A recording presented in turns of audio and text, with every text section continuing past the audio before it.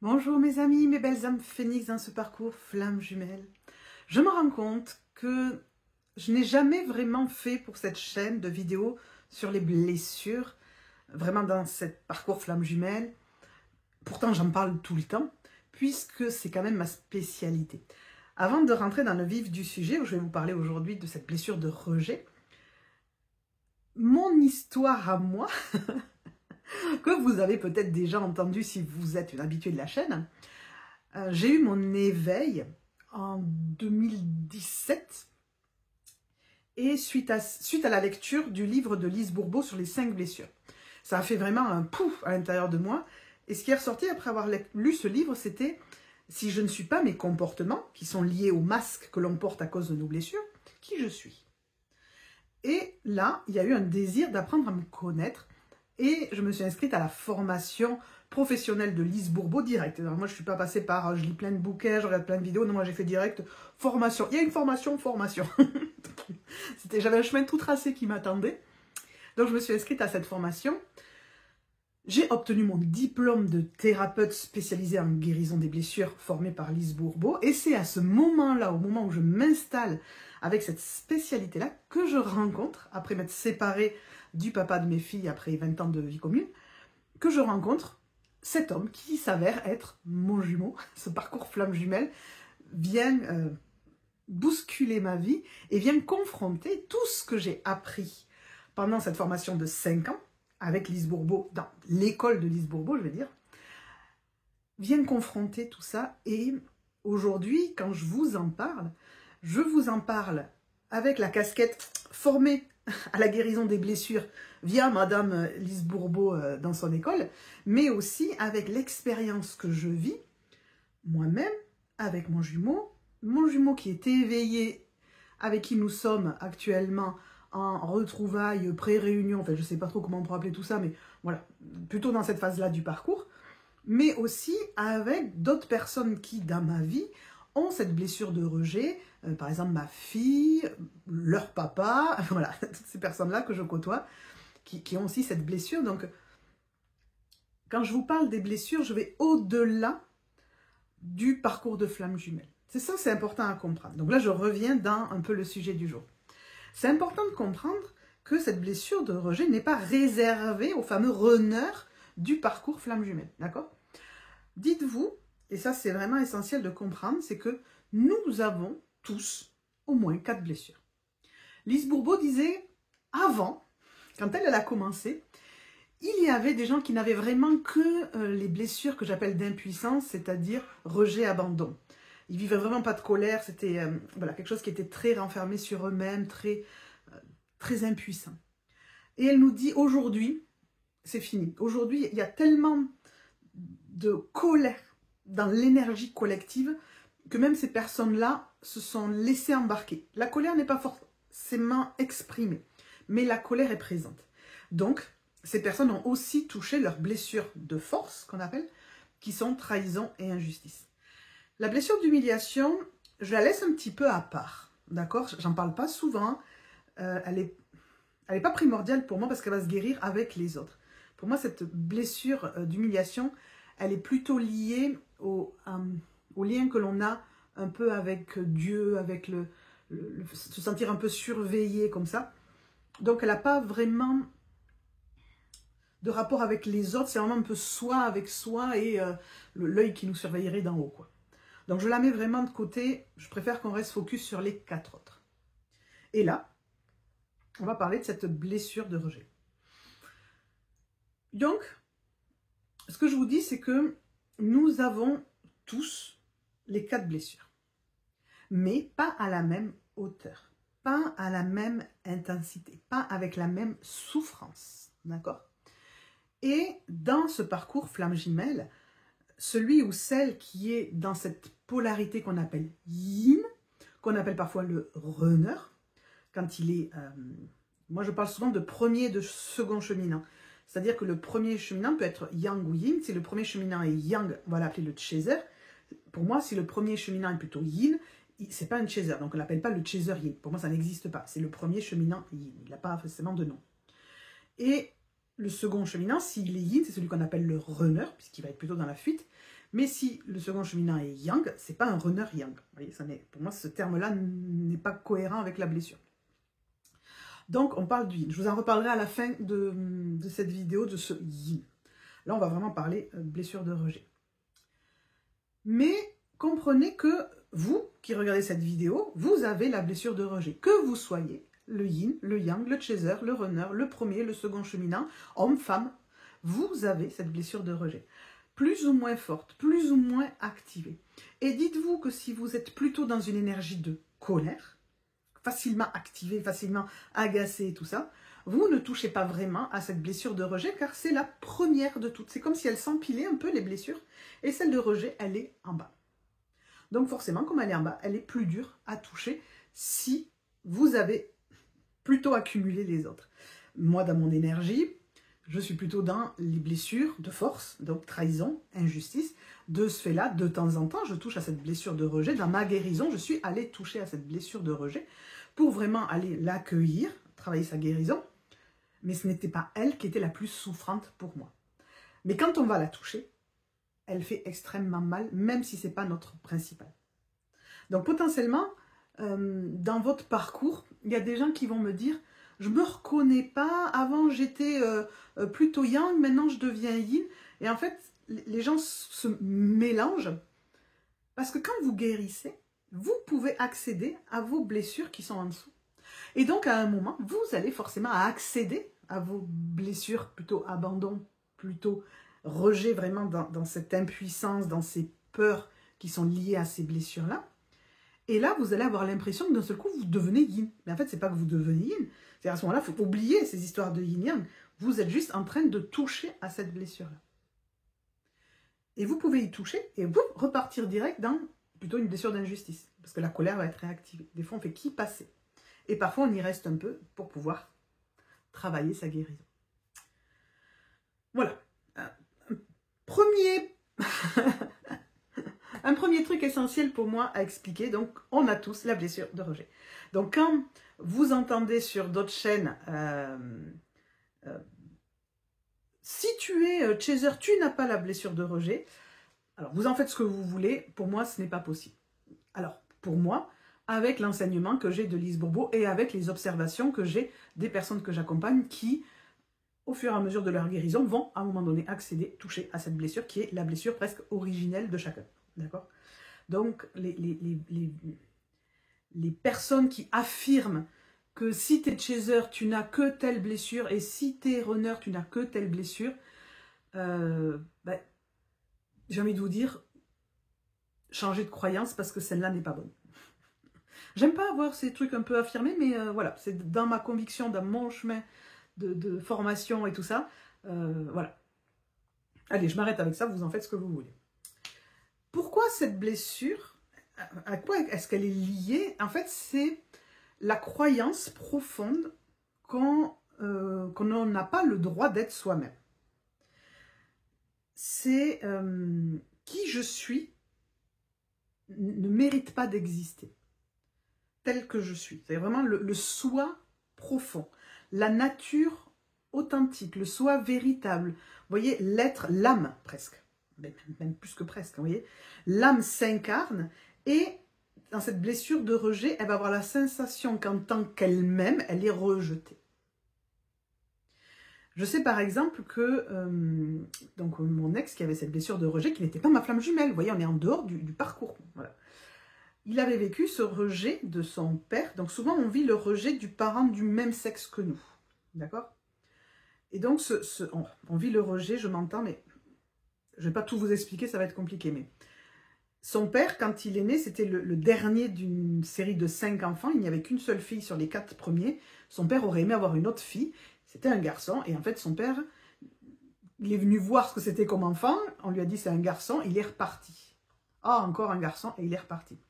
Et vous voyez, l'âme qui est juste nouvellement née dans la matière, elle est rejetée. Et donc, il y avait cette blessure de rejet un peu profonde chez mon ex aussi, donc chez mon jumeau aussi, à un autre niveau. Donc vraiment comprendre que il y a cette sensation qu'on n'aurait même pas le droit d'exister. Et là, il y a une compréhension à avoir hyper importante au niveau des blessures, c'est que ce n'est pas ce que vous vivez quand vous vous incarnez qui crée la blessure. C'est parce que vous avez la blessure suite à tout ce que vous avez vécu dans vos vies passées que vous allez vivre ce que vous vivez parce que vous avez déjà la blessure. C'est-à-dire que quand vous arrivez avec cette blessure que vous venez guérir par votre incarnation, vous allez avoir des parents, vous allez avoir un environnement qui va appuyer sur votre blessure pour la mettre en mouvement, pour l'activer, pour vous obliger à la voir et à aller la guérir. On est incarné, notre mission de vie première, c'est d'apprendre à s'aimer et à guérir nos blessures. À partir de là, pour pouvoir les guérir, il faut qu'elles soient là. Et pour qu'elles soient là, il faut qu'elles soient activées. Et comment elles vont être activées? C'est avec, donc cette blessure de rejet, c'est avec tout ce qui va être la désapprobation des parents, de l'environnement extérieur. Tout ce qui va être critique, tout ce qui va être moquerie, être rabaissé, la mise en insécurité dès que la personne va essayer de s'exprimer en tant que soi. Son authenticité, son individualité, ce qu'il aime vraiment au fond de lui. Et là, on pourrait critiquer les parents. C'est-à-dire, par exemple, imaginez un parent qui dit à son enfant ben, tiens, regarde dans le magasin de jouets, qu'est-ce qui te plaît, qu'est-ce que tu aimerais avoir? Oh, j'aimerais beaucoup avoir ça. Eh ben non, tu n'auras pas ça. Eh ben, tu auras ça à la place. T'aimes pas ça? Ah, ben c'est ça que tu auras. Vous voyez, un parent qui va vraiment montrer à l'enfant à quel point c'est dangereux et c'est contre-productif de s'exprimer en tant que soi.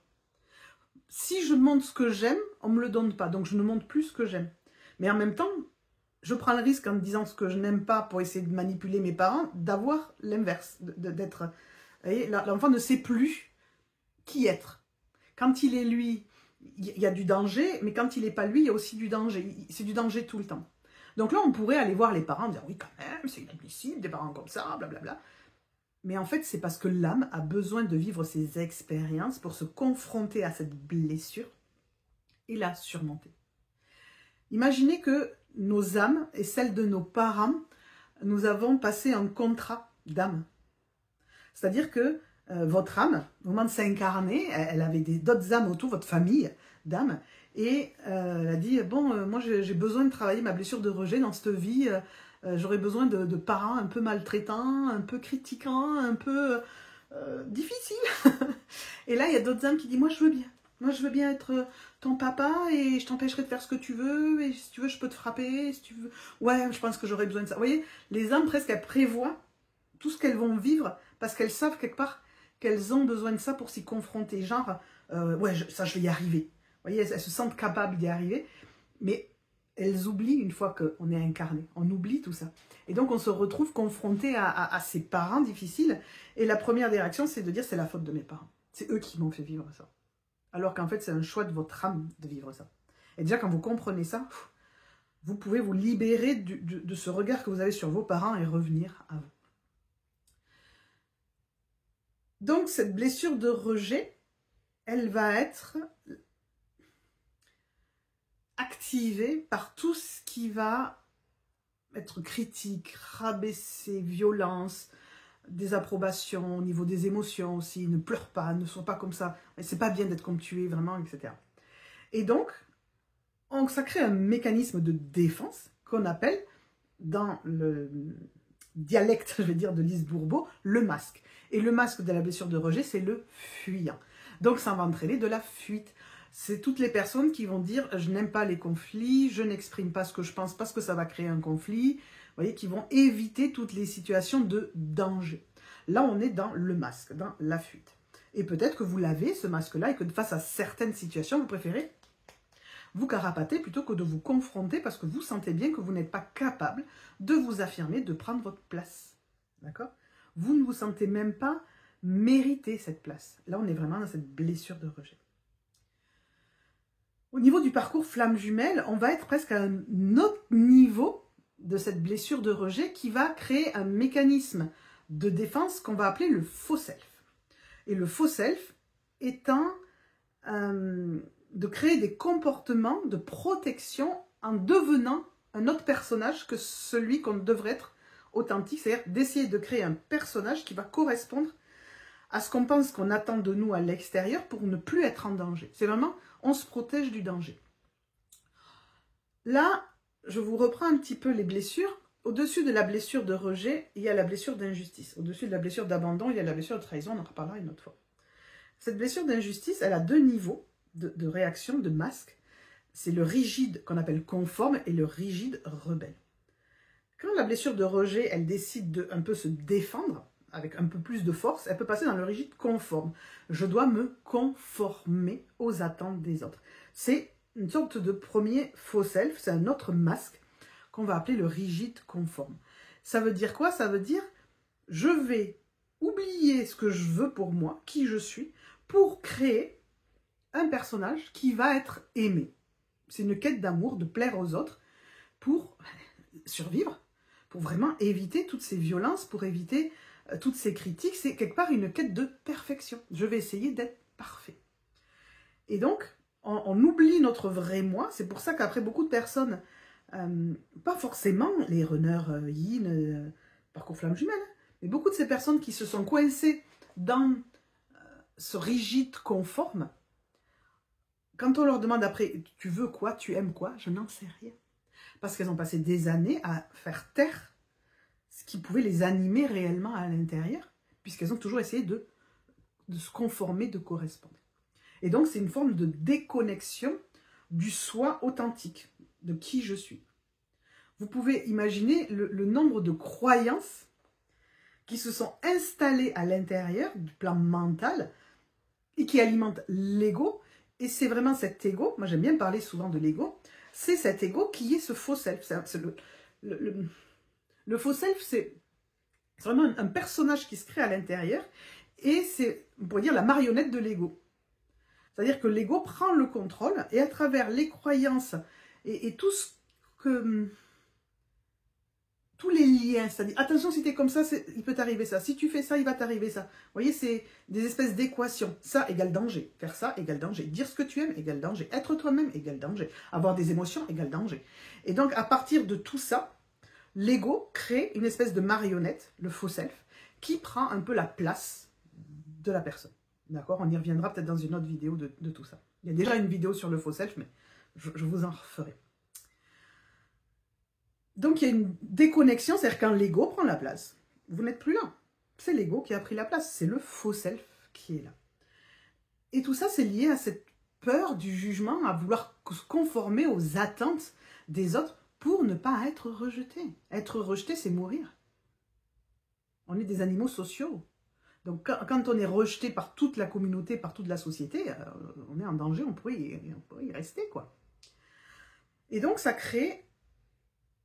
Au début, le faux self, il prend toute la place, et peu à peu, ce mécanisme de survie commence à créer un conflit intérieur, c'est-à-dire, il y a quand même une petite conscience qu'on n'est pas nous-mêmes, quoi.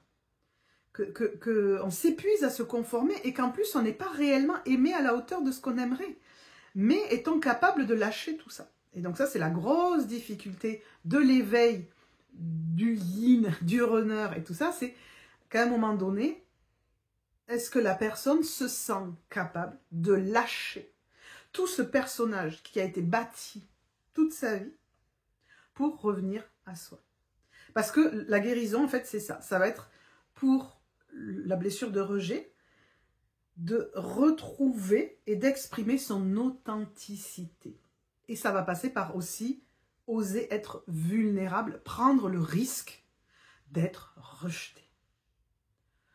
Et ça, quand nous, de chez eux, on regarde notre autre et qu'on a envie de le bousculer, mais pourquoi il ne s'éveille pas? Pourquoi il ne quitte pas sa femme et sa vie alors qu'on sait qu'il n'est pas bien là-dedans et qu'il n'est pas lui-même et tout? Ben, imaginez, mettez-vous à la place, sauf si vous êtes vous-même blessure de rejet, vous allez largement bien comprendre. Et peut-être en commentaire, si c'est votre cas, essayez d'exprimer avec vos mots ce que vous ressentez face à ça, à ce défi d'oser exprimer son authenticité, de montrer sa vulnérabilité, de prendre sa place, d'exprimer ses choix véritables pour soi. À quel point ça vous fait peur, vous voyez? Vraiment, c'est plus qu'effrayant, c'est terrorisant.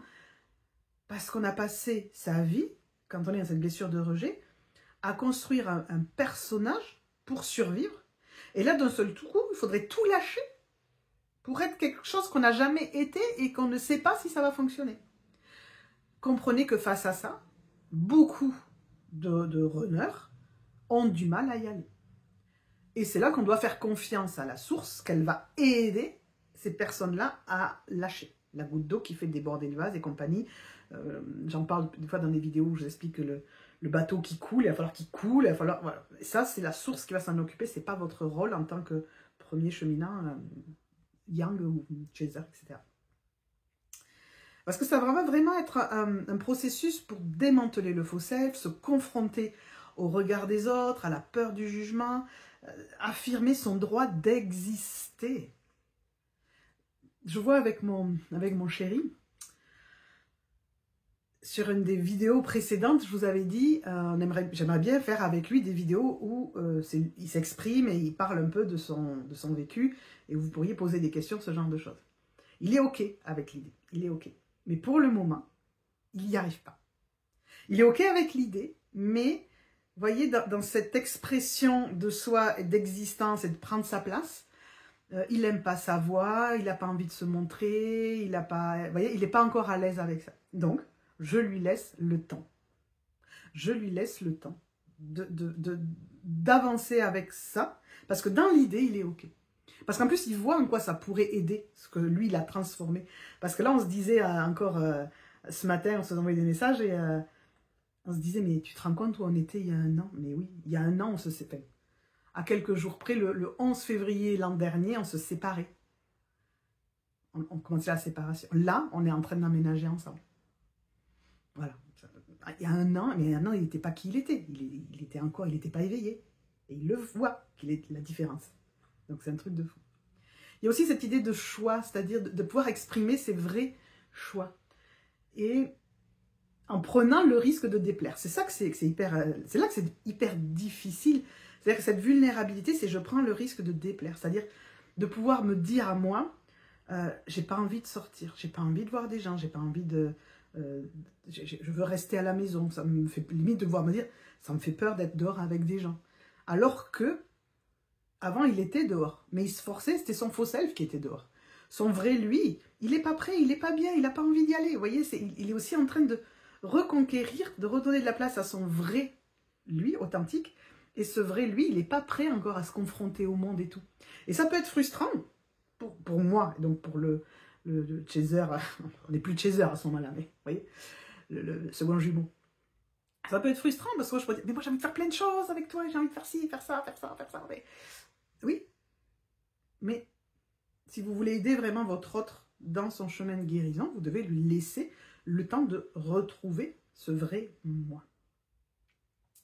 Et se reconnecter quelque part à ces polarités yin et yang. Je finis avec ça, sur cette vidéo, c'est que on dit qu'on est yin, dans ce blessure de rejet, dans ce parcours flamme jumelle, on dit que voilà, la personne qui a cette blessure de rejet est yin. Mais en fait, vous savez pourquoi elle est yin? Elle est yin parce qu'elle manque de yang. Donc elle doit retrouver son yang. Elle manque de yang parce qu'elle manque d'affirmation, elle manque d'organisation dans sa vie, de matérialité, de présence. Vous voyez, le yin est matériel, le yin est immatériel, le yang est matériel, consistant. Et donc, pourquoi on dit qu'il est yin? C'est parce que il manque de yang. Donc il va falloir qu'il retrouve son énergie yang pour pouvoir oser affirmer qui il est et prendre sa place. Voilà, je m'arrête là. Je préfère vous faire plusieurs vidéos. Si vous voulez des longues, allez fouiller sur la chaîne. Vous avez des vidéos d'1 heure et quelques et tout.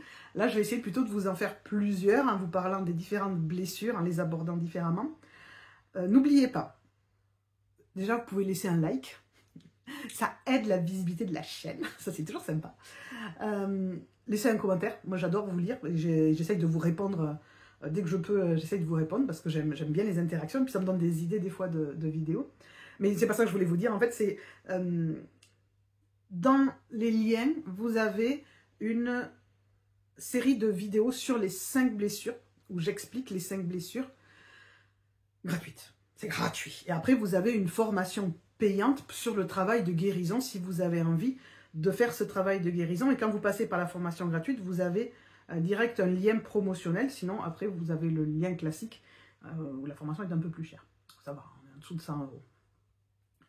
L'idée avec cette série de vidéos gratuites, c'est que je vous parle des blessures, mais sans vous parler du parcours flamme jumelle. C'est-à-dire, je vous détache du parcours flamme jumelle, c'est-à-dire de toutes ces cases qui ont été mises, et je vous parle réellement des 5 blessures, des masques, et de comment, voilà, quand je vous dis qu'il y en a une qui est au-dessus de l'autre, etc. Ça, je vous l'explique dans cette formation gratuite de 2 heures de vidéo quand même. Et si vous me dites, oui, mais j'ai déjà lu les livres de Lise Bourbeau, vous aurez plus d'infos dans les vidéos, puisque, ayant été formée avec elle, on a reçu beaucoup plus d'enseignements que ce qu'elle a mis dans ses livres, qui datent un petit peu, et elle-même a continué à avancer sur son travail sur les blessures. Voilà. Donc, n'hésitez pas à profiter de cette opportunité pour aller voir cette formation, ces cadeaux. Et c'est déjà pas mal pour cette vidéo, je m'arrête. Je sais jamais m'arrêter, je m'arrête. Bon, voilà. Merci de votre écoute. On se retrouve très bientôt pour parler encore des blessures, du parcours, de tout ça. Enfin, vous avez bien compris, on continue à en parler. Allez, bye bye Félix.